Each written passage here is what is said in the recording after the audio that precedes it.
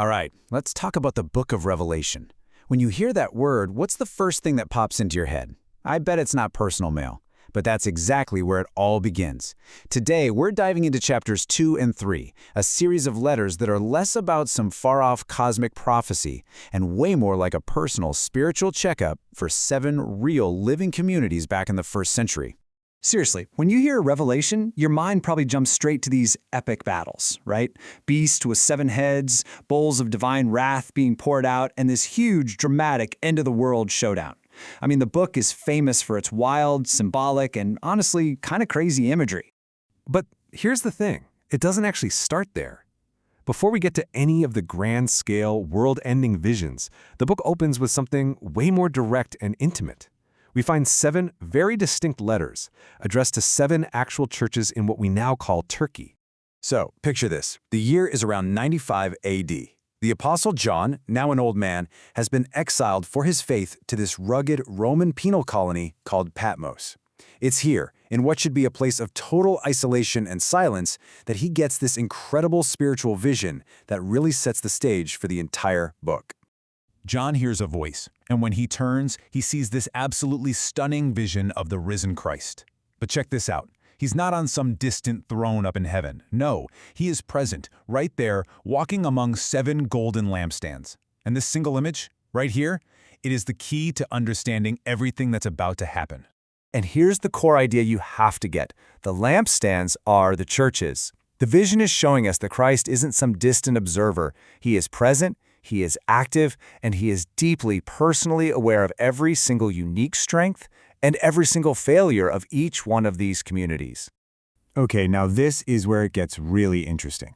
5 of these 7 letters follow a super clear and consistent pattern. And once you see it, it's like you found a key that just unlocks their meaning. You can almost think of it as a kind of divine report card. So it's this 4-part structure. Christ always begins with encouragement, right? A commendation for what they're doing well. But then comes a very direct criticism of where they're falling short. This is immediately followed by a clear command on how to fix it. And it all wraps up with a unique promise for those who actually listen and persevere. So what kind of issues were these 7 communities? We're talking Ephesus, Smyrna, Pergamum, and the others. What were they actually facing? Well, their letters zoom in on 3 major themes that, as you're about to see, are surprisingly timeless. We're talking about external pressure, internal compromise, and just plain old spiritual apathy. Let's just look at 3 quick examples. You've got the church in Smyrna, which was praised for its faithfulness under intense persecution. Then you have Pergamum, where the challenge was internal, a struggle against compromising their faith just to fit into the pagan culture around them. And then there's Sardis, a church that looked amazing from the outside, but was spiritually dying from apathy on the inside. The contrast here is just so powerful. Christ tells the suffering church in Smyrna that even though they have no money, they are spiritually rich. But to the comfortable, well-respected church in Sardis, he says the complete opposite. You've got this great reputation for being alive, but you're actually dead. I mean, what a stark warning against spiritual laziness. And that challenge to compromise, it was no small thing. Pergamum was the official center for the Roman imperial cult, basically emperor worship. So for a Christian living there, the pressure to participate in pagan rituals just to run a business or function in society would have been absolutely immense. It's really no wonder Christ calls it the place where Satan has his throne. But here's the thing. Despite all these very different challenges, from intense persecution to subtle compromise to just outright apathy, every single one of these 7 letters ends with the exact same powerful appeal. It's a central command that ties them all together. This phrase is repeated 7 times, 1 for each church. It acts like a drumbeat, a constant refrain, telling every listener, both back then and right now, to lean in and pay extremely close attention because the final, crucial point is about to be made. And that crucial point is this. Each letter ends with a promise to the one who conquers, or overcomes. The original Greek word for this is nikao. Sound familiar? It's literally where we get the brand name Nike.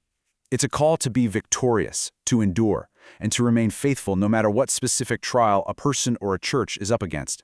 And the rewards promised for this endurance? They are incredible. They aren't about material wealth. They are beautiful, poetic images of ultimate victory and eternal life. The right to eat from the tree of life, receiving a new, secret name only you know, being clothed in white, and having your name announced before God Himself. So where does this all lead? How does this build to a final takeaway for us today? Because, look, it's really easy to read these letters as just ancient history, but their message was designed to echo far, far beyond the first century. We may not live in ancient Sardis or face a literal emperor worship cult like they did in Pergamum, but the core spiritual struggles are absolutely universal. The pressure to compromise our values just to fit in, the threat of outside hostility, and maybe the quietest danger of all, our faith becoming lukewarm and complacent. These are challenges every single generation has to face. And this reframes the beginning of Revelation entirely, doesn't it? It's not just about trying to predict the future. It's about inspecting our present. These letters hold up a mirror, and they force us to ask a really tough question. If a letter were written to our community, or our family, or even just to us personally, what would it praise? What would it criticize? And what would it call us to overcome?